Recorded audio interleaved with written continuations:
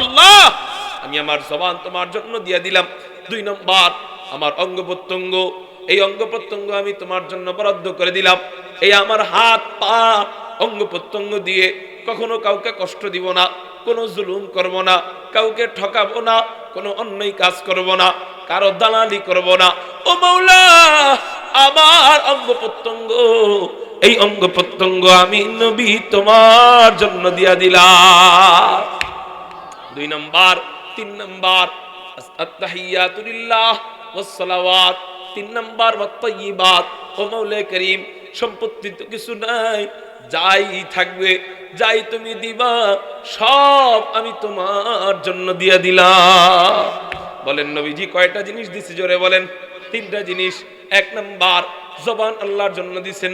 2 নম্বর অঙ্গ প্রত্যঙ্গ আল্লাহর জন্য দিবেন। 3 নম্বর নবীজির সম্পদ আল্লাহর জন্য দিছে।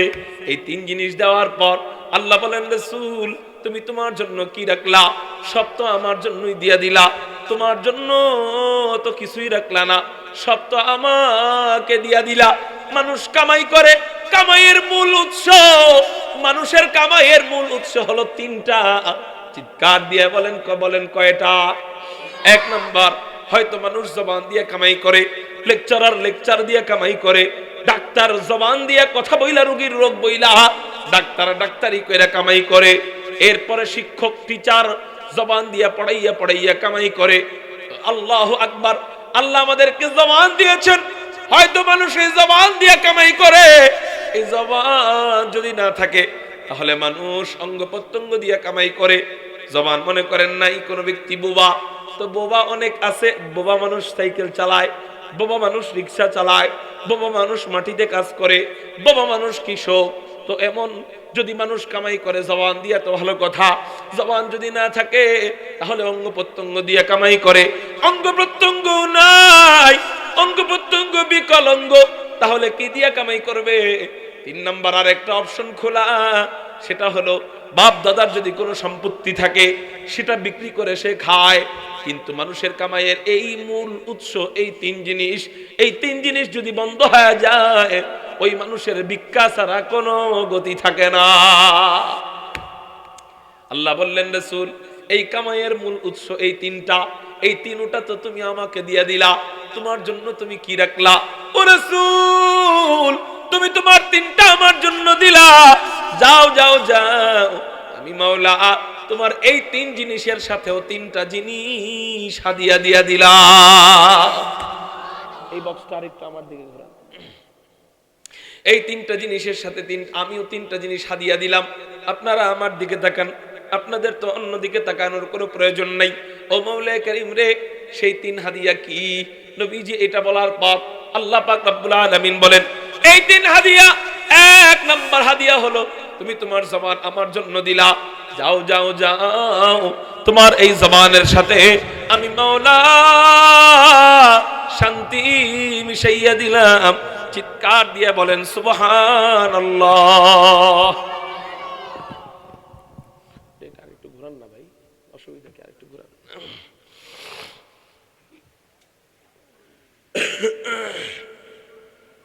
নবীজি দিলেন কয়টা?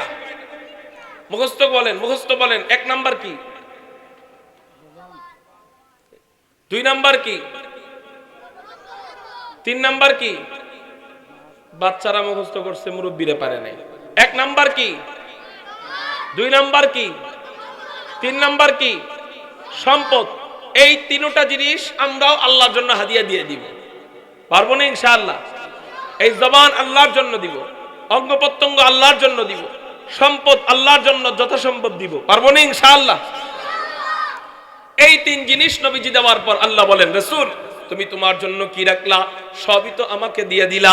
ও রাসূল যাও যাও যাও তোমার এই 3 জিনিসের সাথে আমি মাওলাও 3টা জিনিস হাদিয়া দিয়া দিলাম।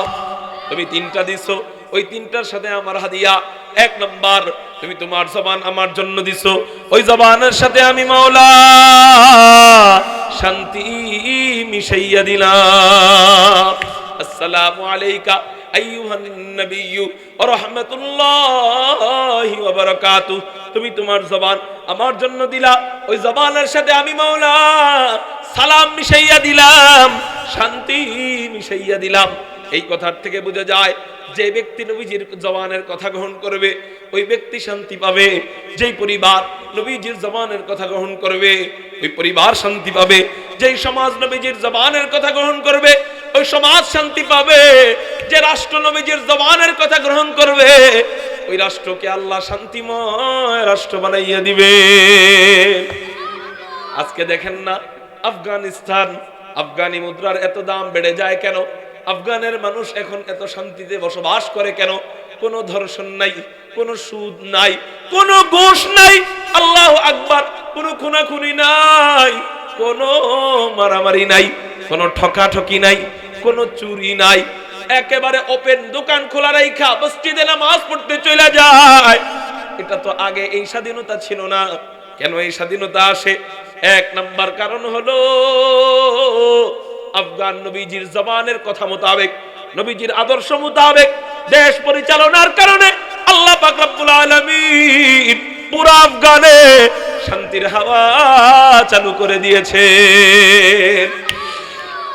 তাহলে বলেন নবীজির জবানের মধ্যে আল্লাহ আরশে আজিমের মধ্যে নিয়া, নূরের জগতে নিয়া, আরশে মুআল্লায় একাকী বসাইয়া আল্লাহ নবীজির জবানের সাথে শান্তি মিশাইয়া দেয়। অথচ আমরা শান্তি খোঁজ করি অন্য জায়গায়, নবীজির জবানের ওই রাস্তায় শান্তি আমরা খুঁজি না। ওই রাস্তায় যে শান্তি খোঁজে আল্লাহ তাকে শান্তি দিয়া দেয়। কিন্তু আমাদের শান্তির রাস্তা কোনটা জানেননি? শান্তি নাই, ধনী হইতে হবে, তো ধনী হই, ধনী হওয়ার পরে দেখি কি চুল পড়া আরম্ভ হইছে। চুল পড়তে পড়তে কিছু কিছু ধনী, কিছু কিছু বুদ্ধিজীবী, কিছু কিছু চেয়ারম্যান মেম্বার এমপির অবস্থা এমন, চিন্তায় চুল পড়তে পড়তে ওই মাথা নাকি পিতলের বদনা আর বোঝা যায় না। গরিব ছিল, অশান্তিতে ছিল, শান্তির জন্য ধনী হইল, সুদ খায়া ধনী হইল, ঘুষ খায়া ধনী হইল, গম চুরি কইরা ধনী হইল, টিন চুরি কইরা ধনী হইল, তেল চুরি কইরা ধনী হইল, জনগণের টাকা চুরি কইরা ধনী হইল। হায় হায়, ধনী হওয়ার পরে দেখে কি আগে যেমন অশান্তি, ধনী হওয়ার পরে অশান্তি কমে নাই, আরো বাইরে গেছে। হযরত আগে অশান্তিতে ছিলাম, শান্তির জন্য বিয়ে একটা করলাম, বিয়ে করার পরে দেখি অশান্তি আরো বাইরে গেছে। হযরত আগে অশান্তিতে ছিলাম, শান্তির জন্য একটা সন্তানের আশা করলাম, সন্তান আসার পরে দেখলাম অশান্তি আরো বাইরে গেছে। হযরত আগে অশান্তিতে ছিলাম, কুড়িঘর থেকে একটা দালান করলাম, ওই বিল্ডিং এ ঢুকার পরে দেখলাম অশান্তি আরো বাইরে গেছে। হযরত আগে চেয়ারম্যান ছিলাম না, অশান্তিতে ছিলাম, কিন্তু শান্তির জন্য চেয়ারম্যান হইলাম, অশান্তি আরো বেড়ে গেল। হযরত আগে ডাক্তার ছিলাম না, শান্তির জন্য ডক্টর ব্যারিস্টার ইঞ্জিনিয়ার হইলাম, অশান্তি এখন আরো বেড়ে গেছে। হযরত সন্তানকে আগে বিয়ে করাই নাই, সন্তানের মাধ্যমে অসুস্থিতে ছিলাম, সন্তানের কারণে শান্তি পাইতাম না, বিভিন্ন জায়গায় দুর্ঘটনা ঘটাইতো। হযরত শান্তির জন্য বিয়ে করাইলাম, এখন ঘরের মধ্যে আরো অশান্তি বেড়ে গেছে। এমন কথা আমাদের যুবক ভাইরা বলে কি বলে না? হযরত আগে অশান্তিতে ছিলাম, আমি গান বাজনা বাজাইতাম, গান গাইতাম, অশান্তিতে ছিলাম, শেষে শান্তির জন্য এমপি গিরিতে দাঁড়াইলাম। মমতাজ বিবি অশান্তিতে ছিল, এই জন্য শান্তির জন্য গান বাদ দিয়া এমপি গিরিতে দাঁড়াইলো, 2 বার না 3 বার এমপি হইল। আল্লাহু আকবার, শান্তির জন্য এমপি হইল। আপনারা বলেন এখন হারলো না জিতলো? এখন হারছে না জিতছে? হারছে। হারার পরে ওই যে গান গাওয়ার সময় যে অশান্তিতে ছিল, এখন কি অশান্তি কমলো না আরো বাড়লো? আরো বেড়ে গেছে। হযরত অশান্তিতে আমরা থাকি, শান্তির রাস্তা খুঁজে পাই না, শান্তির জন্য কত কিছু হই, মাগার হযরত শান্তি পাওয়া যায় না। অশান্তিতে ছিলাম, শান্তির জন্য পাঠাইলাম আমেরিকা, পাঠাইলাম সন্তানকে, শান্তির জন্য লন্ডন পাঠাইলাম। হযরত শান্তি তো পাইলাম না। নবীজি বইলা দেয় না না না, ওইদিকে তোরা শান্তি পাবি না। দুনিয়ার কোন কার্যক্রম, আল্লাহর রাসূলের সুন্নাত বাদ দিয়া, নবীজির আদর্শ বাদ দিয়া ওইগুলার দিকে যদি তুমি দৌড়াও না, আমেরিকা লন্ডন সে হোল পার, हमें मस्ते मदीना कर खुदाया, हमें मस्ते मदीना कर खुदाया। শান্তির গুপ্তধন আল্লাহ নবীজির জিহ্বা মুবারকে রেখে দিয়েছেন। তুমি যত বড়ই চেয়ারম্যান হও, যত বড়ই মেম্বার হও, যত বড়ই এমপি হও, যত বড়ই মন্ত্রী হও, শান্তি পাইবা না যতক্ষণ পর্যন্ত আমার রাসূলের জবানের কথাকে গ্রহণ না করবা, ওই জবানের শিক্ষা মোতাবেক না চলবা। আল্লাহ পাকের জাত ও ইজ্জতের কসম, তুমি ভুল পথে হাঁটতেছো। শান্তির রাস্তা চেয়ারম্যানগিরিতে নাই, শান্তির রাস্তা এমপি গিরিতে নাই, শান্তির রাস্তা নেতাগিরিতে নাই, শান্তির রাস্তা লন্ডনে নয়, শান্তির রাস্তা আমেরিকায় নয়, শান্তির রাস্তা টাকা পয়সায় নয়, শান্তির রাস্তা সুদে নয়। আল্লাহর কসম করে বলি, আল্লাহর কসম করে বলি, একজন ব্যক্তি এমন দেখাইতে পারে না যে দুনিয়াতে 20 বছর 30 বছর সুদ খায় মাগার সে শান্তিতে আছে। দেখাইতে পারবেন না? পারবেন দেখাইতে? মেরে মুহতারাম ভাইও, তাহলে শান্তির রাস্তা ওগুলা নয়। শান্তির রাস্তা হলো নবীজির জিহ্বায়। ওই জিহ্বার কথা যে গ্রহণ করবে ওই ব্যক্তি শান্তি পাবে। যেই সমাজ গ্রহণ করবে ওই সমাজ শান্তি পাবে। যেই পরিবার গ্রহণ করবে ওই পরিবার শান্তি পাবে। যেই রাষ্ট্র গ্রহণ করবে ওই রাষ্ট্র শান্তি পাবে। আজকে উলামায়ে কেরামদের পরিবারে এত সুখ কেন, এত শান্তি কেন? বলে হযরত শান্তি কোথায়? আমরা তো দেখি না এটা। শোনেন শোনেন শোনেন, আপনি একটু হিসাব মিলান তাহলেই বুঝবেন। কয়েকদিন আগে পত্রিকায় দেখলাম সারা বাংলাদেশে প্রতিদিন গড়ে 2000 থেকে 5000 তালাক আর ডিভোর্স হয়। কয় হাজার থেকে কয় হাজার বলেন? 2000 থেকে 5000 তালাক আর ডিভোর্স হয়। খোঁজ নিয়ে দেখা যায় একটা পরিবারও ধার্মিক নয়, পাইলে 2-1টা পাওয়া যায়। একটা পরিবারও আলেমদের পরিবার নয়। বেশিরভাগ ফ্যামিলি এমন যে সন্তান বিদেশে থাকে, জামাই বিদেশে থাকে, স্ত্রী অনেক ধনী, স্ত্রীর মা বাপ অনেক ধনী, স্বামীর মা বাপ অনেক ধনী, স্বামী অনেক ধনী। ধনী ধনী ফ্যামিলির ভিতরে তালাক আর ডিভোর্সের অভাব হয় না, কিন্তু আলেম খুঁজে পাওয়া যায় না। লাখের মধ্যে 2-1 জন ছাড়া বেশিরভাগ আলেমের পরিবারে শান্তি আর শান্তি। অভাব থাকলেও ওই ঘরের মধ্যে অশান্তি নাই। আপনি আলেমদের বিবিদেরকে যদি জিজ্ঞাসা করেন, ভাবি সাহেবা আপনার স্বামী তো কম বেতন পায়, কোনো কি সমস্যা কিনা, কোনো কি অশান্তিতে আছেন কিনা, ওনারা চিৎকার দিয়ে উত্তর দিতে বাধ্য থাকবে, না না না, আলহামদুলিল্লাহ আমার স্বামী আমাকে এত সুখে রাখার চেষ্টা করে। দুনিয়াতে সম্পত্তিতে এত সুখে পাওয়া যায় না। দুনিয়াটাই মনে হয় যেন দুনিয়ার জান্নাতের ঘর।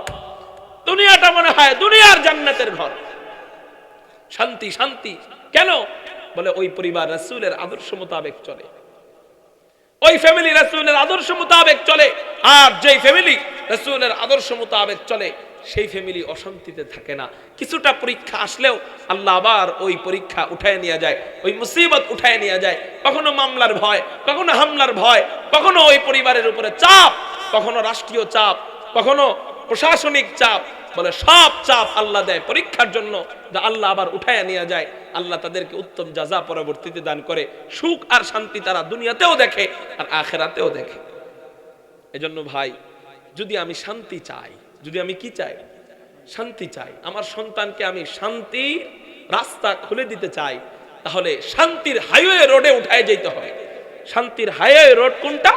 শান্তির হাইওয়ে রোড হলো সুন্নত, রাসূলের আদর্শ, রাসূলের কথা মানা, রাসূলের হাদিস মানা, রাসূলের সুন্নাহ মানা, তাহলেই ওইটা ওই হাইওয়ে রোডে শান্তির রাস্তা। এখন আপনি যদি বলেন যে আমি ঢাকা যাব, হাইওয়ে রোড ব্যবহার করব না, আমি বিভিন্ন গলিপথ অলিপথ ব্যবহার করব, আপনি অলিগলিতে ঘুরবেন মাগার ঢাকা যাইতে পারবেন না। কোনো জায়গায় যায় দেখবেন নদী, কোনো জায়গায় যায় দেখবেন হাওর, কোনো জায়গায় যায় দেখবেন বিল, কোনো জায়গায় যায় দেখবেন চক। আর আপনার ঢাকা যাওয়া সম্ভব হবে না। মাঝ পথেই আপনি ব্রেক করবেন। মুহতারাম হাজিরিন, কোন ব্যক্তি যদি বলেন আমি শান্তি খুঁজবো, শাখা প্রশাখা শান্তির আনলেন, চেয়ারম্যান আনলেন, মেম্বারগিরি ঢোকার কাজে ব্যস্ত হইলেন, সন্তানকে ডাক্তার বানাইলেন, ডক্টর বানাইলেন, ব্যারিস্টার বানাইলেন, ইঞ্জিনিয়ার বানাইলেন, বলে শান্তির জায়গায় এগুলা দিয়ে পৌঁছানো সম্ভব না। আগে হাইওয়ে রোড আনতে হবে। হাইওয়ে এক্সপ্রেস হলো নবীজির আদর্শ, নবীজির ওই জবানের শিক্ষা। ওই জবানের শিক্ষায় যখন সন্তান শিক্ষিত হবে, এরপরে গলিপথ যদি মাঝে মাঝে ব্যবহার করে, নবীজির শিক্ষা শিখে এরপরে যদি কেউ শান্তির জন্য লন্ডনে যায়, হবে, শান্তি পাবে। কারণ তার কাছে আসল রোড তো আছে, নবীজির শিক্ষা, নবীজির সুন্নাত, নবীজির আদর্শ যখন তার ঠিক থাকবে, এরপরে সে চেয়ারম্যান হইলে সমস্যা নাই, এরপরে সে ডাক্তার হইলে সমস্যা নাই, এরপরে সে ব্যারিস্টার হইলে সমস্যা নাই। এগুলা হলো হাইওয়ে রোডে ঢোকার সময় মাঝে মাঝে কোনো রকম অসুবিধা হলে একটু ডাইনে বামে যাওয়া যায়, কিন্তু কোনো ব্যক্তি যদি হাইওয়ে রোড বাদ দিয়া শুধু ডাইন বাম ধরে নেয়, সে কখনো ঢাকা যাওয়া যেমন সম্ভব নয়, ঠিক যদি কেউ সুন্নত নবীর আদর্শ বাদ দিয়া সব দুনিয়ার ওই গলি গলি পথগুলা বাইছা নেয়, যেই পথ কণ্টকাকীর্ণ, যেই পথে আসল উদ্দেশ্যে সামনে আগানো কঠিন, ওই পথ যদি বাইছা নেয়, আল্লাহর কসম সে সাময়িক শান্তি পাইলেও চিরস্থায়ী অশান্তি তার জন্য অপেক্ষা করতেছে। এজন্য ভাই, যদি আমি শান্তি চাই, সন্তানকে শান্তির মধ্যে রাখতে চাই, আদি অনন্তকালে শান্তির রাস্তায় উঠায় দিয়ে যেতে চাই, একটা রোড দিয়ে যেতে হবে, সেটা হলো নবীর জবানের শিক্ষা সন্তানকে শিখাইতে হবে। কিসের শিক্ষা বলেন? নবীর জবানের শিক্ষা সন্তানকে শিখাইতে হবে। আগে একটা সময় বলতাম সন্তানকে আপনি স্কুলে পড়ান, কলেজে পড়ান, দিনী শিক্ষা দিয়ে পড়ান, কিন্তু এখন বলতে ভয় লাগে। কেন জানেন? এখন বলতে ভয় এই জন্য লাগে যে স্কুল কলেজের ভিতরে এখন যেই সমস্ত শিক্ষা ঢুকানো হচ্ছে, প্রত্যেক বছর নতুন নতুন এমন নাস্তিক্যমনা শিক্ষা ঢুকানো হচ্ছে, শিক্ষা কারিকুলামের ভিতরে ইসলামী শিক্ষাগুলা বাদ দিয়া কখনো কখনো ঢুকায় হেরা নাকি বান্দরের সন্তান। কোন মুসলমান যদি বিশ্বাস করে আমি আদমের থেকে আসি নাই, বান্দরের থেকে আসছি, সে তার ঈমান চলে যাবে, সে মুরতাদ হয়ে যাবে। এজন্য আমার সন্তানরা, কোমলমতি বাচ্চারা, যেই সন্তানদের জন্য আমি এত মহাব্বত, এত ভালোবাসা নিয়ে পরিশ্রম করে তাদেরকে ডক্টর বানাই, তারা স্কুল কলেজে ঢুকতেছে ঈমানদার অবস্থায়, ওই সমস্ত শিক্ষা শিখে বের হইতেছে নাস্তিক অবস্থায়। এরপরে আরেকটা শিক্ষা, তুমি যদি পুরুষ নিজের নারী কও তাহলে তুমি নারী। আবার যদি কেউ নারী, কোন নারী যদি বলে আমি পুরুষ, তাহলে তুমি পুরুষ। আর তুমি পুরুষ দাবি করার পরে কোনো ব্যক্তি যায় যদি বলে এই নারী তুমি যে পুরুষ, এটা আমি মানি না, তাহলে ওই নারী নাকি আপনার বিরুদ্ধে মামলাও করতে পারবে। চিন্তা করছেন? মনে করেন আমি যদি বলি আমি নারী, আর আপনি যদি বলেন এই হুজুর আপনি কি পাগল হয়ে গেছেন নাকি, আপনি নারী কে কইছে, আপনি তো পুরুষ মানুষ, আপনি বক্তা বয়ান করেন, পুরুষ মানুষ। এবার আমি যদি চাই আপনারা জেলের ভাত খাওয়াইতে পারবো, কারণ আপনি আমার স্বাধীনতা নিয়ে আপনি কথা বলছেন, এটা আপনার বলার অধিকার রাখেন না। এই শিক্ষা শেখানো হচ্ছে আমাদের কোমলমতি বাচ্চাদেরকে। এগুলা শিখে ঈমান ঠিক থাকবে না ঈমান ধ্বংস হয়ে যাবে? এগুলা শিখিয়ে কখনো শান্তির রাস্তা পাওয়া যাবে, শান্তির আশা করা যাবে? এরপরে ওই দিন দেখলাম এক স্কুলের ইসলামী নৈতিক এবং ইসলামী নৈতিক শিক্ষা, ওটার ভিতরে, ওটার মলটের ভিতরে মূর্তির ছবি ঢুকাইছে। নাউজুবিল্লাহ বলেন। তা বলি তো নাউজুবিল্লাহ ঠিকই, তারপরে আমার বাচ্চাদেরকে ওগুলা শেখানোর জন্য ঢুকাই দিই। আবার শান্তির আশা করি, আল্লাহর কসম এগুলা পড়ায় কখনো শান্তি আসবে না। জীবনটা শুরু হবে অশান্তিতে, মরবেনও অশান্তিতে, কবরেও অশান্তি, আখেরাতেও অশান্তি। তখন শুধু আফসোস করবেন, কিন্তু তখন আফসোস করে কোনো লাভ হবে না। এখনই সময় সন্তানদেরকে যেই মাদ্রাসা ভালো লাগে ওই মাদ্রাসায় দিয়ে দেন। আঙ্গুরা মাদ্রাসা পাশে, রেঙ্গা মাদ্রাসা পাশে, বরুণা মাদ্রাসা পাশে, এরপরে দরগা মাদ্রাসা পাশে। আপনাদের আশেপাশে ভালো মাদ্রাসার অভাব নেই। বুজুর্গদের এলাকা, বুজুর্গদের পাড়ার বরকতে সিলেটের মানুষ অনেক ধন্য। বড় বড় মাদ্রাসা আশপাশে, যেই মাদ্রাসা আপনার ভালো লাগে ওই মাদ্রাসায় দিয়ে দেন। যদি বলেন না হুজুর এখানে দিব না, আরো স্মার্ট মাদ্রাসায় দিব, আরো ভালো মাদ্রাসায় দিব, তাহলে যান ঢাকায় অনেক ভালো ভালো মাদ্রাসা আছে, ঢাকায় ভর্তি করে দেন। সন্তানকে আলেম বানান, কি হবে? ওই সন্তান আপনার হাত ধইরা জান্নাতে নিয়ে যেতে পারবে। কারণ একজন হাফেজে কোরআন 10 জনকে জান্নাতে নিয়ে যেতে পারে। ঠিক না ভাই? ঠিক। এজন্য ভাই আগে বলতাম স্কুলে পড়ান, কলেজে পড়ান, দিন ঠিক রেখা পড়ান, সমস্যা নাই। তো এখন বলতে ভয় লাগে। কি লাগে বলেন? ভয় লাগে। কারণ ওইটার ভিতরে ঢুকলে দিন আর টিকানো সম্ভব না, ঈমান আর টিকানো সম্ভব না। আল্লাহ আমাদেরকে বুঝবার তৌফিক দান করুক। তাহলে বলেন নবীজির ওই জবানের সাথে আল্লাহ কি মিশাইয়া দিলেন? বলেন নবীজি আল্লাহকে কি দিছে? ভুলে গেছে। নবীজি আল্লাহকে কি দিছে? জবান। নবীজি আল্লাহকে কি দিছে? আল্লাহ জবানের সাথে কি দিলেন? শান্তি। তাহলে ওই জবানের কথা যে গ্রহণ করবে সে কি পাবে? শান্তি পাবে। নবীজি 2 নম্বর আল্লাহ বলতেছেন রাসূল তুমি তোমার অঙ্গ প্রত্যঙ্গ আমার জন্য দিলা, তোমার ওই অঙ্গ প্রত্যঙ্গের সাথে আমি মাওলা রহমত মিশাইয়া দিলাম। তুমি তোমার অঙ্গ প্রত্যঙ্গ আমার জন্য দিলা, তোমার ওই অঙ্গ প্রত্যঙ্গের সাথে আমি মাওলা রহমত মিশাইয়া দিলাম। নবীজির অঙ্গ প্রত্যঙ্গের সাথে কেমন রহমত ছিল? এক ঘটনার মাধ্যমে আমরা জেনে আসি নবীজির অঙ্গ প্রত্যঙ্গে কেমন রহমত। মক্কা বিজয়ের 2 বছর আগে হুদাইবিয়ার সন্ধির সময় মক্কার কাছাকাছি এক জায়গায় নবীজি সাহাবায়ে কেরামদেরকে নিয়ে তাবু গাড়লেন। ওই জায়গায় হযরতে বেলাল আযান দিতেছেন, আল্লাহু আকবার আল্লাহু আকবার আল্লাহু আকবার আল্লাহু আকবার।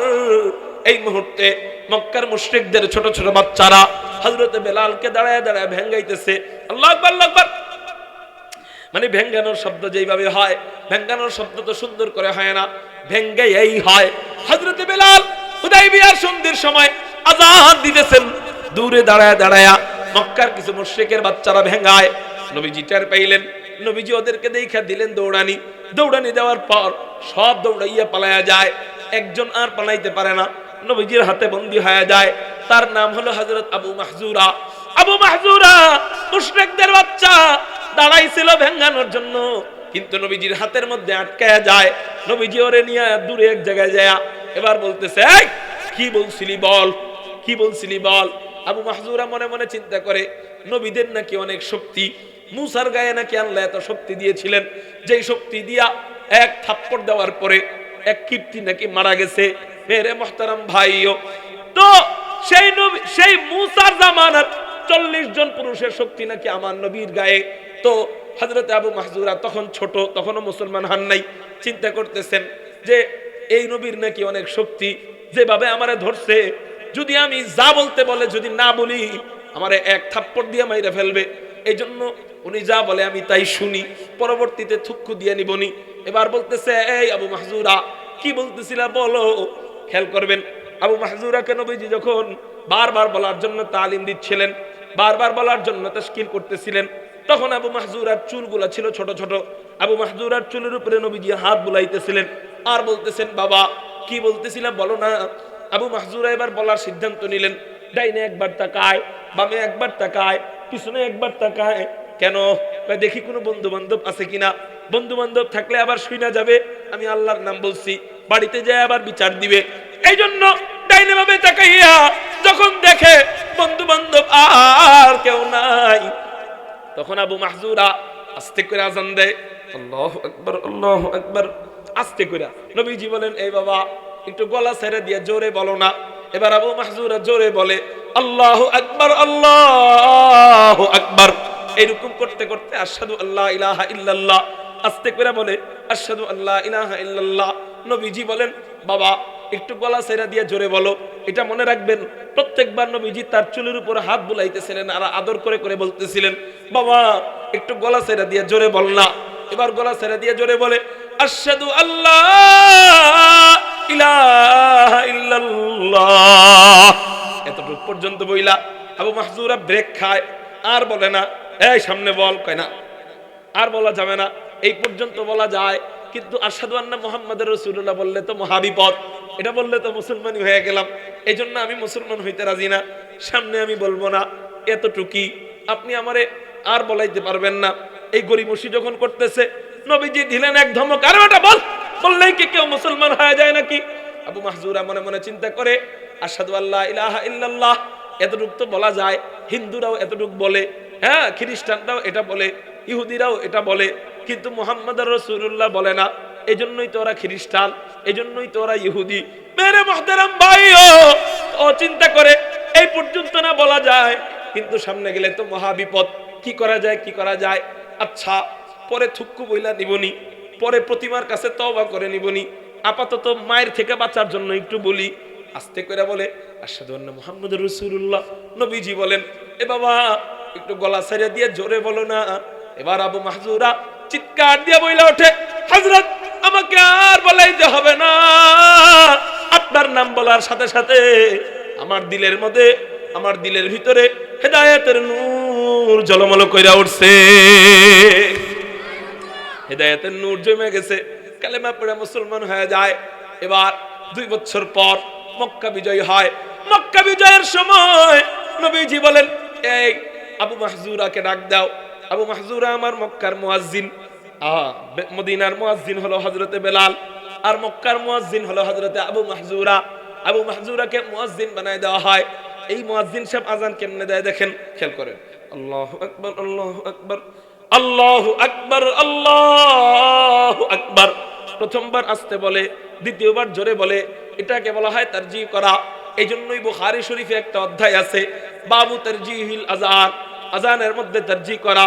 প্রথমবার আস্তে বলা, দ্বিতীয়বার জোরে বলা। কিরে কেন এমনি আযান দাও, আযান কেন দাও? সাহাবায়ে কেরাম জিজ্ঞাসা করে, এ আবু মাহজুরা, এমন আযান তো আমরা জীবনেও শুনি নাই, এমনি আযান কেন দাও? আবু মাহজুরা বলে, এ মিয়া, আমি এমনি আযান দিব, তোমরা আমারে মনে চাইলে মুয়াজ্জিনিতে রাখো, না মনে চাইলে আমারে বাদ দিয়া দাও, কিন্তু যেইভাবে আযান দিতে দিতে আমার দিলের ভিতরে হেদায়েতের নূর জমছে, ওইভাবে আযান দেওয়া আমি বাদ দিতে পারবো না, এইভাবেই আযান দিব। কিন্তু এখন ঘটনা হলো, চুল শুধু লম্বা হয়, লম্বা হইতে হইতে কাঁধ পর্যন্ত আইসা গেছে, চুল লম্বা হইতে হইতে কাঁধ পর্যন্ত আইসা গেছে। সাহাবায়ে কেরাম বলেন, ইয়া রাসূলুল্লাহ, ইয়া হাবিবাল্লাহ, আবু মাহজুরা এত বড় চুল রাখলো কেন? আবু মাহজুরাকে বলা হয়, সাহাবায়ে কেরাম বলেন, এ আবু মাহজুরা, চুল কাটো না কেন? তুমি মক্কা শরীফের মুয়াজ্জিন সাহেব, মুয়াজ্জিনরা যদি এই মহিলাদের মতো চুল রাখে এত বড় বড়, তা মানুষ কি বলে, চুল কাটো না কেন? আবু মাহজুরা বলে, চুল কাটবো না, নবীজির কাছে নালিশ দেওয়া হয়, ইয়া রাসূলুল্লাহ, কেমন মুয়াজ্জিন নিয়োগ দিলেন, আযান কেমনে কেমনে জানি দেয়, জীবনে ওই আযান আমরা শুনি নাই। দ্বিতীয় কথা, চুল কাটে না, চুল শুধু লম্বা হয়। মক্কার মুয়াজ্জিন, ওরে মানুষ ফলো করে, ও যদি মহিলাদের মতো চুল রাখে তাহলে কেমন দেখা যায়, কেন এরকম চুল রাখে? নবীজি আবু মাহজুরাকে ডাইকা পাঠায়, আবু মাহজুরা আসে, নবীজি জিজ্ঞাসা করে, আবু মাহজুরা, তুমি চুল কাটো না কেন? আবু মাহজুরা বলে, হযরত, আমি তো চুল কাটতেই চাই, কিন্তু ভাবলাম একদিন তো মারা যাব, মালিকের দরবারে হাজির হব। ওই যে আপনার মনে আছে কিনা, আপনি যখন আমারে আদর কইরা কইরা মুসলমান বানাইতেছিলেন, আযান শিখাইতেছিলেন, তখন আমার চুলগুলা ছিল ছোট ছোট, ওই চুলের আগায় আপনার হাতের ছোঁয়া লাইগা রইছে। ভাবলাম মালিক যখন হাসরের ময়দানে জিজ্ঞাসা করবেন, কি নিয়ে আসছিস, আমি বলবো, মালিক এমন কোন আমল নেই যা তোমার দরবারে পেশ করতে পারবো, কিন্তু মালিক রে, আমার চুল নিয়ে আসছি, এই চুলের আগা পরীক্ষা করে দেখো, আমার চুলের আগায় নবীজির হাতের ছোঁয়া লাইগা রইছে। रहमतुल लिल आलमी खान दश खुदा बंदे करीम खल्क खुल्क कौल फ़अलु हदीयु समते वो हमीद खल्क खुल्क कौल फ़अलु हदीयु समते वो हमीद वमा अरसलनाका इल्ला रहमतल लिल आलमीन। चित्कार दिए बोलें ना अल्लाहु अकबर।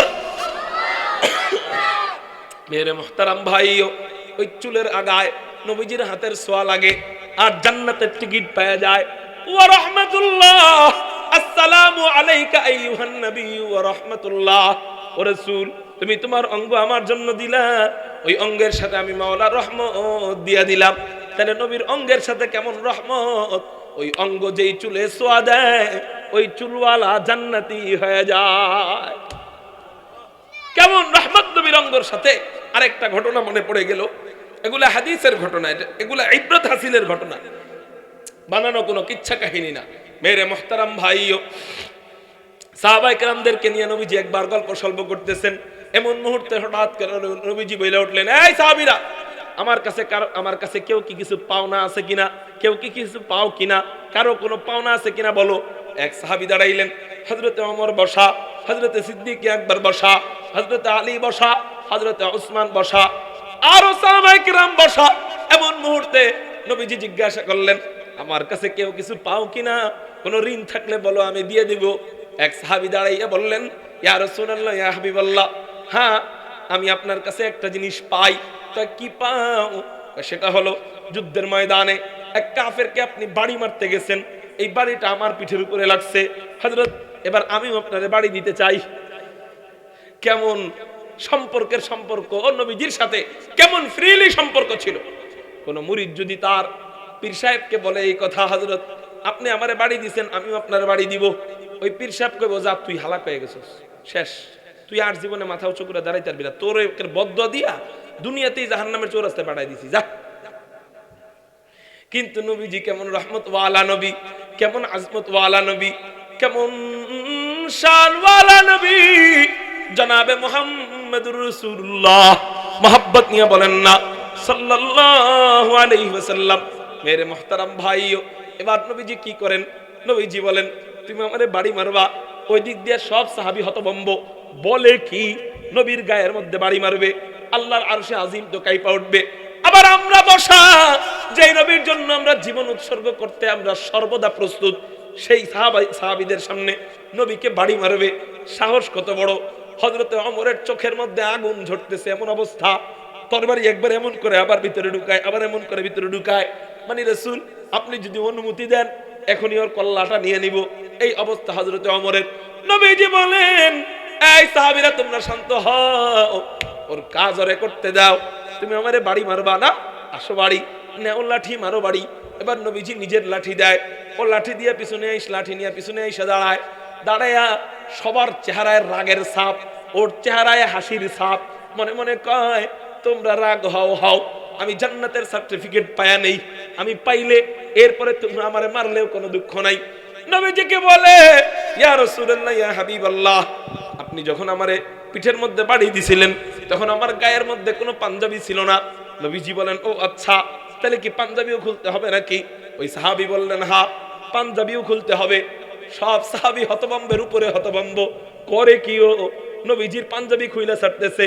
নবীজি এবার পাঞ্জাবি খোলা আরম্ভ করে, পাঞ্জাবি খুলতে খুলতে যখন কাঁধ পর্যন্ত আইসা যায়, নবীজির ডান কাঁধের পাশে মোহরে নবুয়ত চমকাইয়া ওঠে।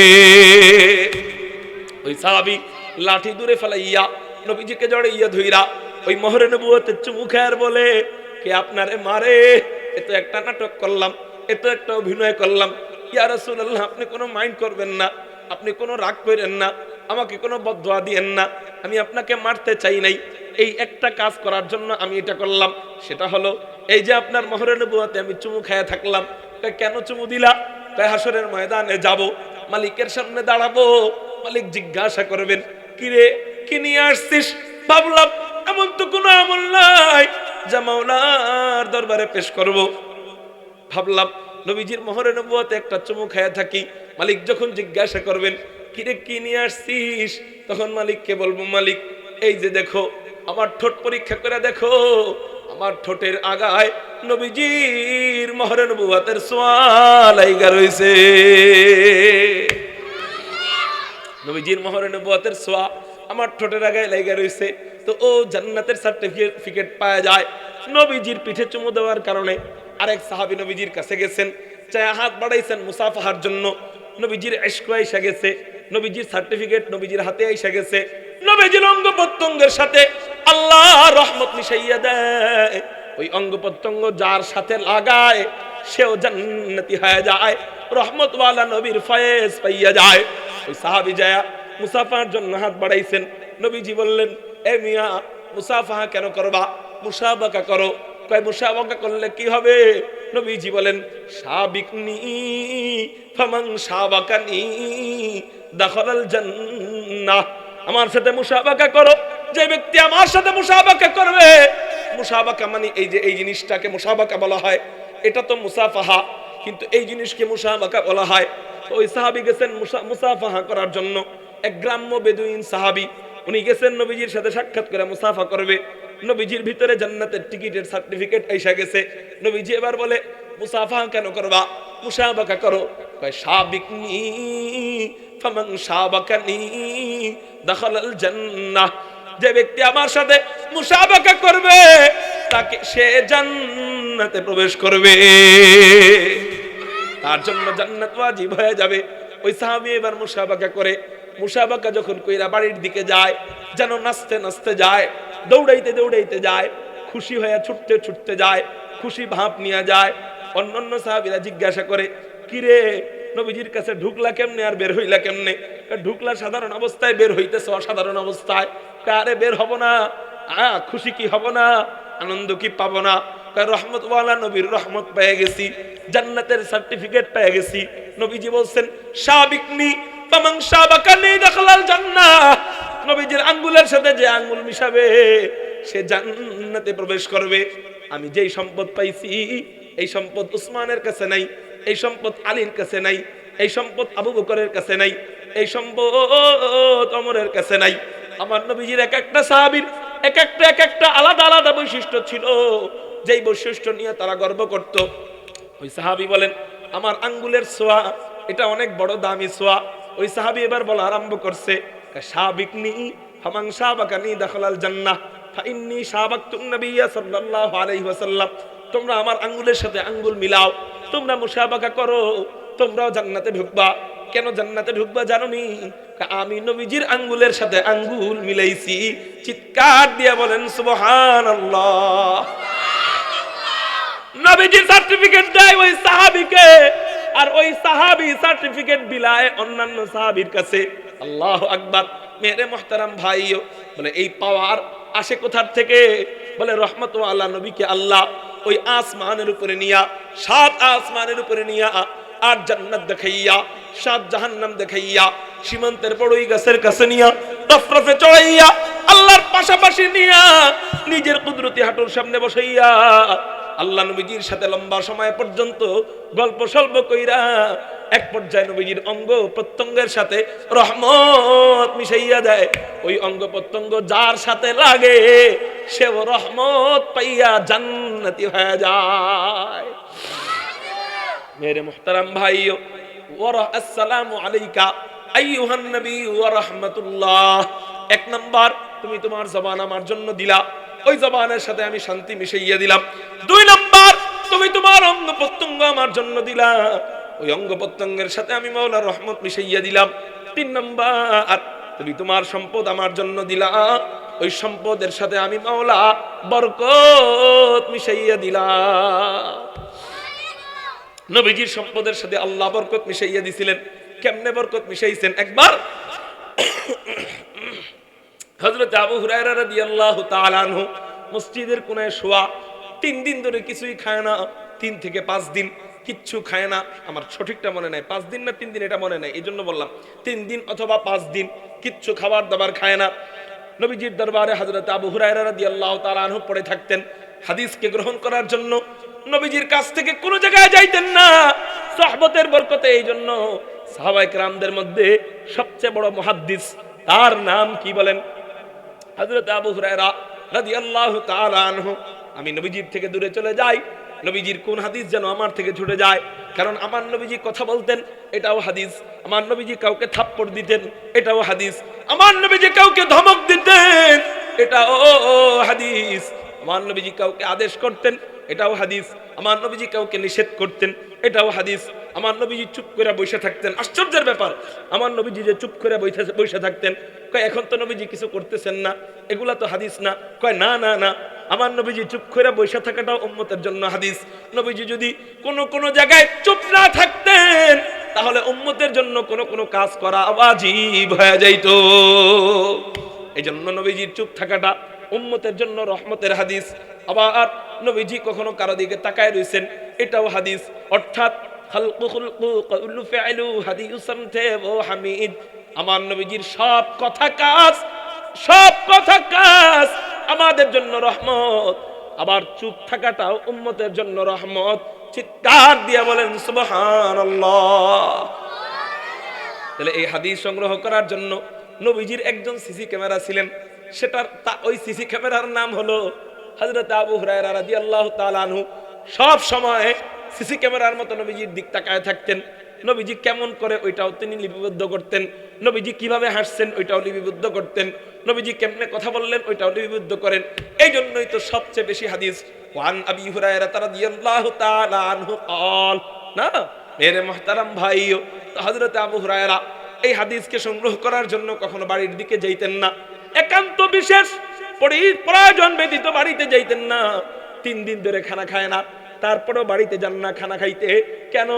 আমি যদি চলে যাই, নবীজির থেকে হাদিস ঘটবে আর আমার থেকে ছুটে যাবে। সাহাবায়ে কেরাম নবীজির থেকে কখনো কখনো দূরে গেলেও আবু হুরায়রা যাইতেন না।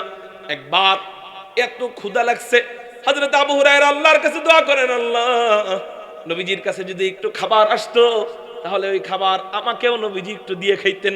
রহমতওয়ালা দয়ার নবী তো একা একা কখনো খান না, সামনে যারা থাকে তাদেরকে দিয়ে খান। তো নবীজি বললেন, হযরত আবু হুরায়রা আল্লাহকে বললেন, আল্লাহ একটু খাবারের ব্যবস্থা করে দাও। আল্লাহ দোয়া কবুল করলেন। এক ব্যক্তি একটা দুধের পেয়ালা নিয়ে নবীজির হাতে দিয়া বললেন, ইয়া রাসূলুল্লাহ, ইয়া হাবিবাল্লাহ, এটা আপনার জন্য উপহার। নবীজি এটা নিলেন। বলেন, নবীর সম্পদ আল্লাহর জন্য বরাদ্দ করছেন। কার জন্য? আল্লাহ ওই সম্পদের সাথে কি মিশায় দিছে বলেন? বরকত দিয়ে দিছে। নবীজি এবার হযরত আবু হুরায়রাকে ডাক দিলেন, ইয়া আবু হুরায়রা, আবু হুরায়রা এদিকে আসো। হযরত আবু হুরায়রা আসলেন, দৌড়াইয়া আইসা মনে করলেন নবীজি এই দুধটা তাকে সাধবে। আবু হুরায়রা খুশি মনে নবীজির কাছে যেন বাজ পাখির মতো উড়ে চলে আসছে, নবীজির কাছে বসছে। নবীজি বলেন, আবু হুরায়রা দেখো তো আমার আসহাবুস সুফফা, আমার মাদ্রাসায় কয়জন ছাত্র আছে? আবু হুরায়রার মনটা গেল বেজার হয়া। নবীজি ছাত্রের কথা কেন বলে?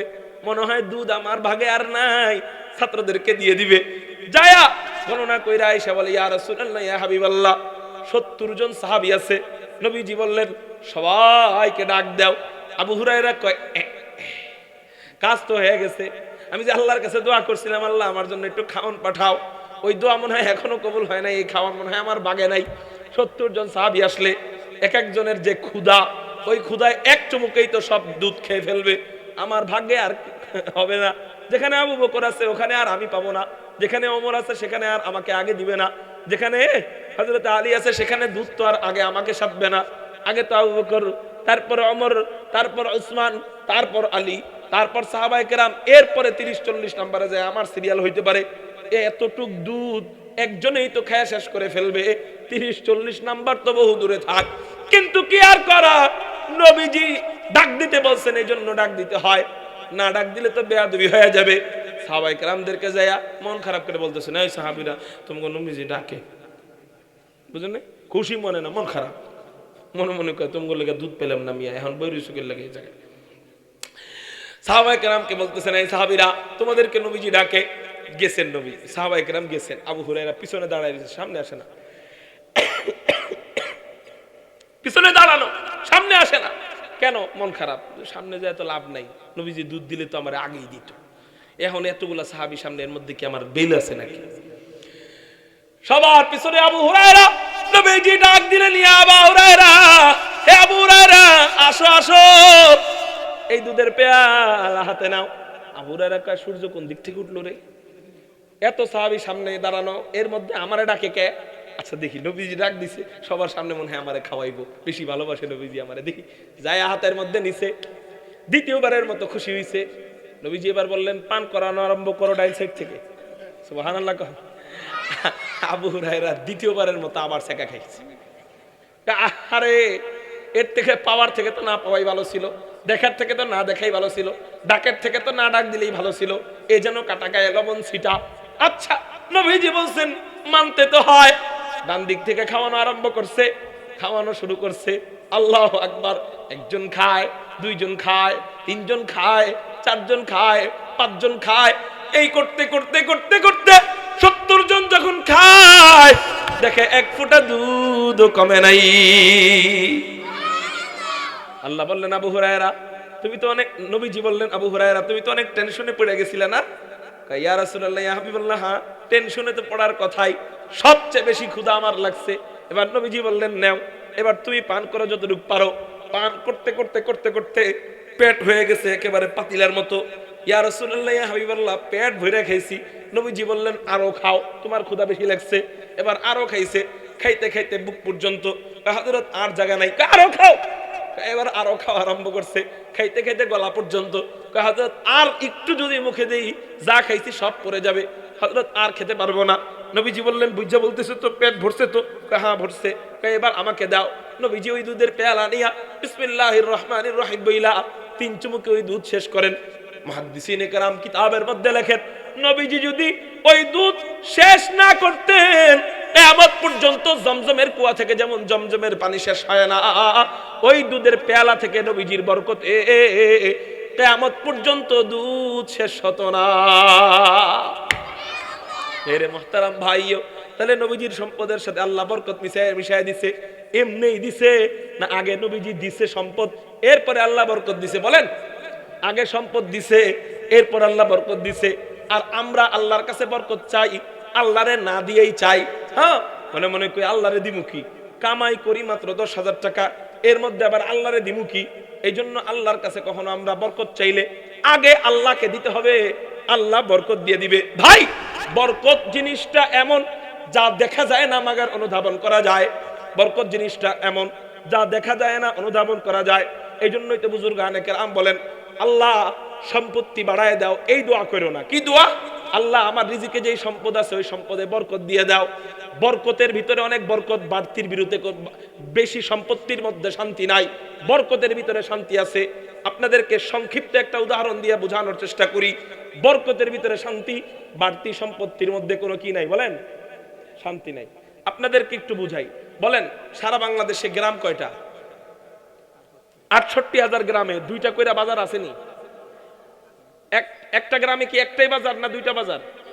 দুইটা বাজার না কমপক্ষে? ৬৮,০০০ গ্রামে আপনি যদি ধরেন একটাই বাজার, তাহলে একটা বাজারে কমপক্ষে গরুর গোস্তের দোকান দুইটা কমপক্ষে তো থাকে, তাই না? তাহলে এক একটা দোকানে একটা করে গরু জব দেয় প্রতিদিন। তাহলে এরকম ৬৮,০০০ গ্রামে যদি এক একটা গ্রামে দুইটা করে গরুর গোস্তের দোকান থাকে, তাহলে কয় হাজার গ্রাম হয়? কয় হাজার দোকান হয়?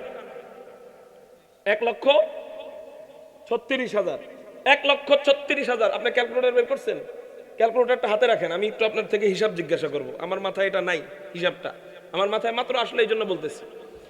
বলেন এদিকে খেয়াল করেন, প্রতিদিন ১,৩৬,০০০ গরু জবাই হয়। কয় লক্ষ? এবার এরকম ৩৬৫ দিন, ৩৬৫ দিন, ৩৬৫ রে ১,৩৬,০০০ দিয়ে গুণ দেন। গুণ দেন। পারবেন? পারবেন না? পারে না? দেখেন আপনারা কেউ দেখেন, ৩৬৫ রে ১,৩৬,০০০ দিয়ে গুণ দেন, সম্ভবত ৩৭ কোটি গরুর বেশি হবে। ৩৭ কোটি গরুর বেশি, ঠিক না ভাই? ঠিক। ৩৭ কোটি গরু প্রতি বছর বাংলাদেশে জবাই হয়। কয় কোটি গরু? জোরে বলেন। আবার এই দিক দিয়া কুরবানি হয় না? কুরবানি হয় না? কুরবানির সময় গরু জবাই হয় বাংলাদেশে কমপক্ষে ৮ লাখ। তো সব মিলে যদি ধরেন মিনিমাম কমপক্ষে ৩৭ কোটি গরু প্রতি বছর বাংলাদেশে জবাই হয়।